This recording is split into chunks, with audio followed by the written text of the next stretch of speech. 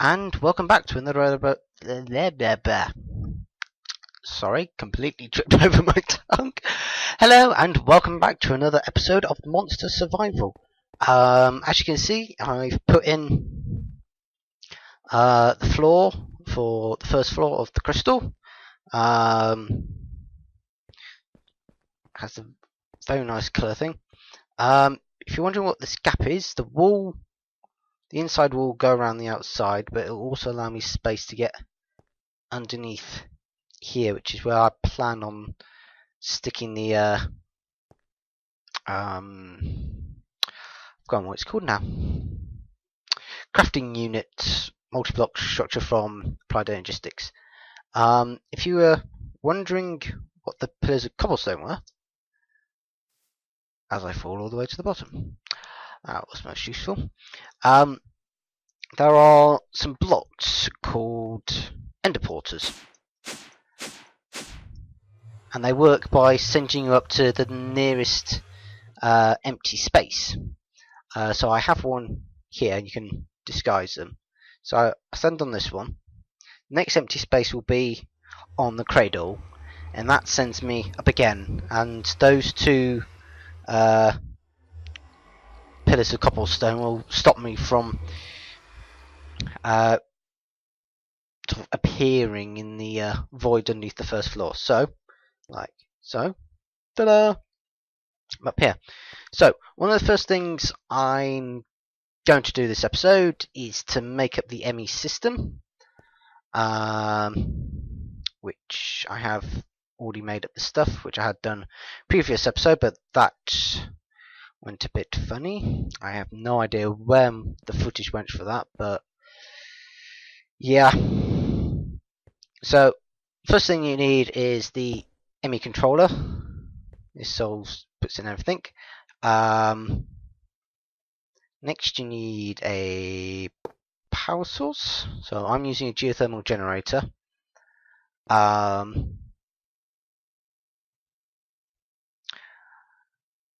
This isn't necessary, but I'm going to put in an energy cell so that I can store any excess power, so when that runs out I don't suddenly all lose this. You also need a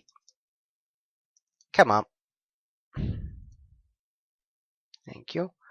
ME drive, which is where you stick all of these.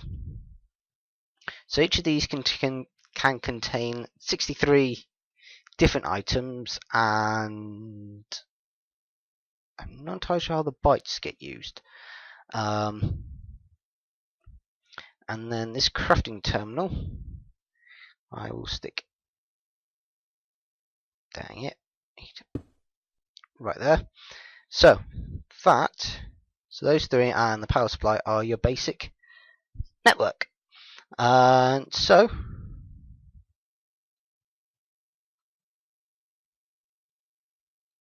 let's put some fuel in. So as you can see, power's going in. I have no idea if that's taking any of the spare power.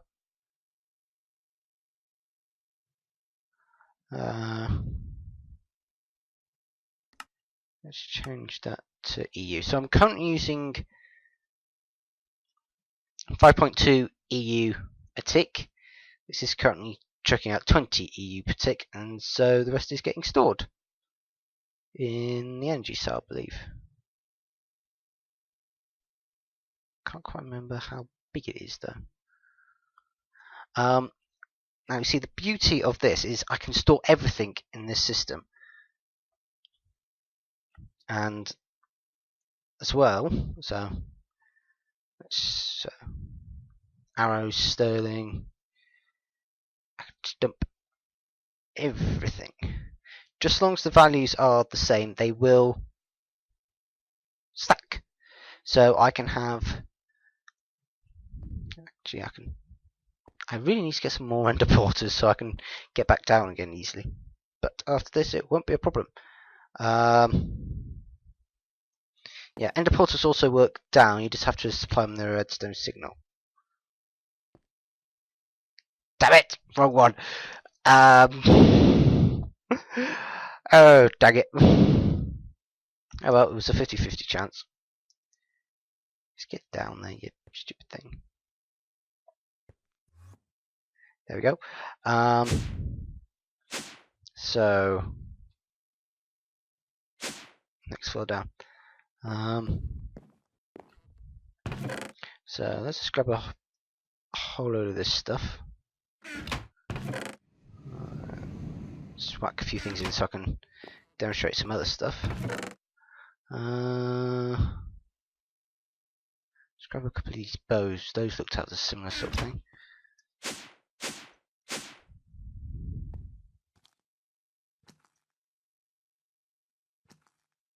Sounds like I got a zombie underneath the thing. Ah, damn it.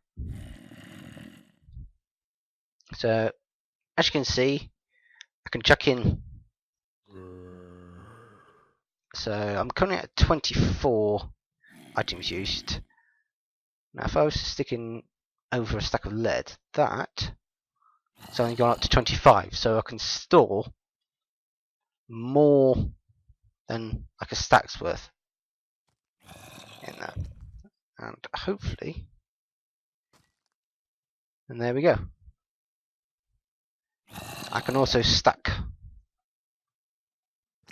So 28. Just as long as the I'm pointing at the screen and I don't know why. Just as long as the identification number, the config number are the same, they will stack. So yeah, very handy. Now, what I am going to do is first of all sort by number of items. Is get out an import bus and get this ender chest. Now what this input bus does is you can stick stuff into a chest or an what do we call it? Basically anything that has any sort of internal storage, so the macerator, so chest behind there, and it will just suck all the stuff out. So there you go. It's taking out the saplings. I'd wondered where some of this stuff had got to. Huh.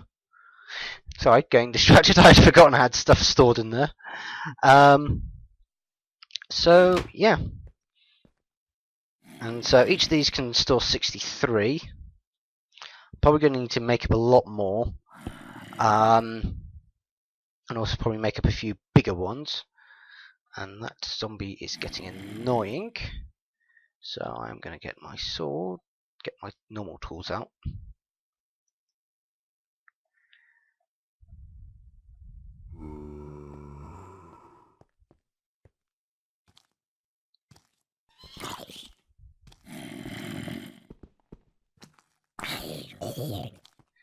Thank you.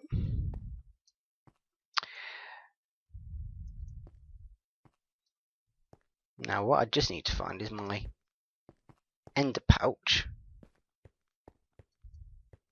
So yeah, that sort of system combined with the ender pouch, ender chest setup that I demonstrated on a previous episode will mean that I can be out anywhere, and just as long as this chunk is loaded, which I do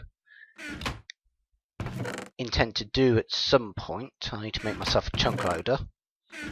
I'll be able to go out exploring, and if my adventure gets full, just dump everything. There it is. Everything into the ender pouch, and it will just get stored away very nicely. I'm not entirely sure what I'm actually going to do with this room after I've cleared out all the boxes. Possibly make it into a map room, I don't know. We'll have to see. So yeah, I'll see you once I have sorted out all of this stuff. See you in a moment.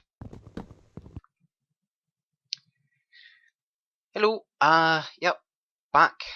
Sorry if this appears to be a bit disjointed. We have had a bit of a problem with the server. One of the other players on the server, tried to make something in Galacticraft. I think it might have been the circuit fabricator. But when he placed it and tried to use it, the entire server crashed. We haven't been able to find a workaround, so unfortunately we have had to remove Galacticraft from our Modpack. So yeah, it's a shame. It's one of the ones that we had added in, but oops. But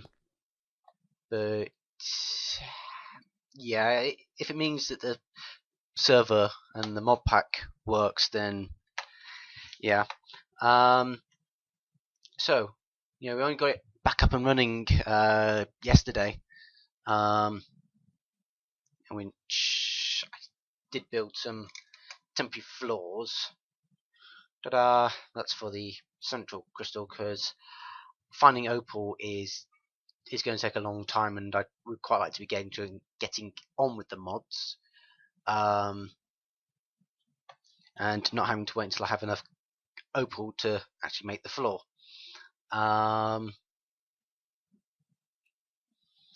Yeah, made a IO port so that I can be transferring things from one drive to another.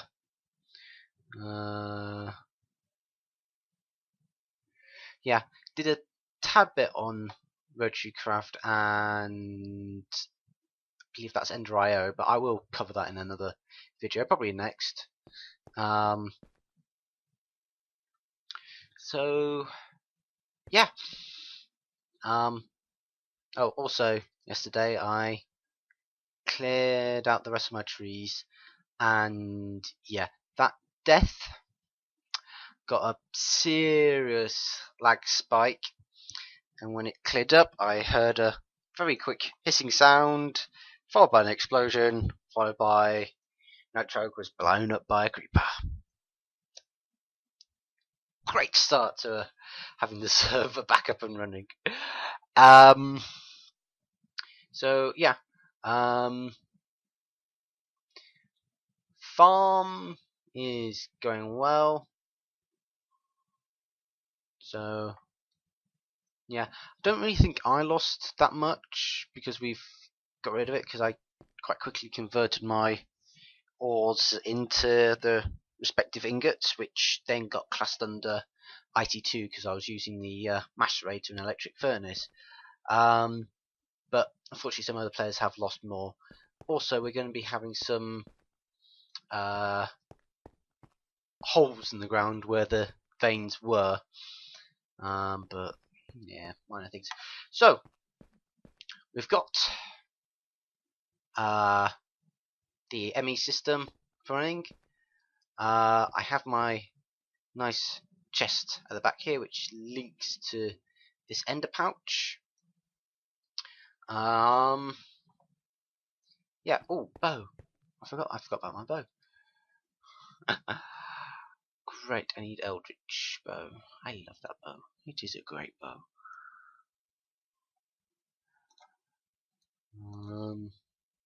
Let's go quickly harvest some wheat. Whee! Splat.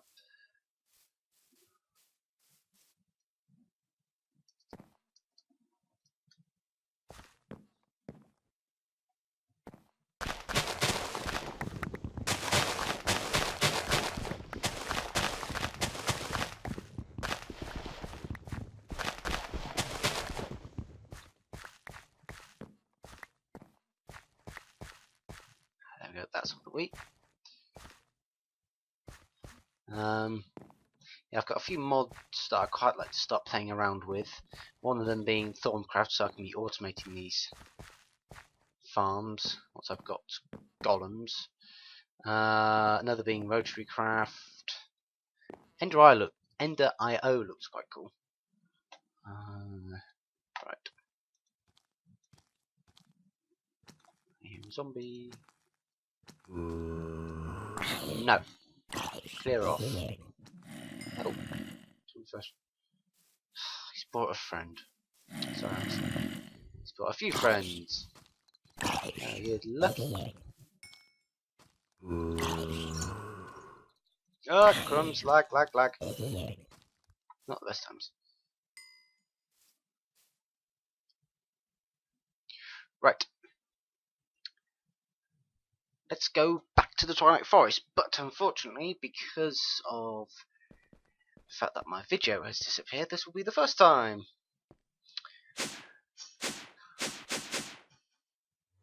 So yeah, just to redo things, to get to the Twilight Forest, you get some dirt or grass. I will try converting this to grass. You, with a 2x2 hole in the middle, surround it with flowers, mushrooms, saplings, ferns. I think possibly grass also works. I don't know. Fill this with water, and then you chuck a diamond in. So, and then just hop in.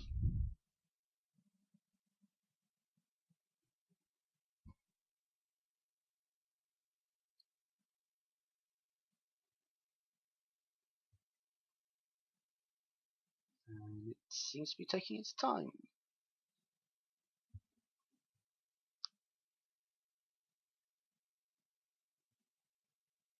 Come on. Alright. If it's not feeling happy, I might just cut and hop back in when it is feeling better.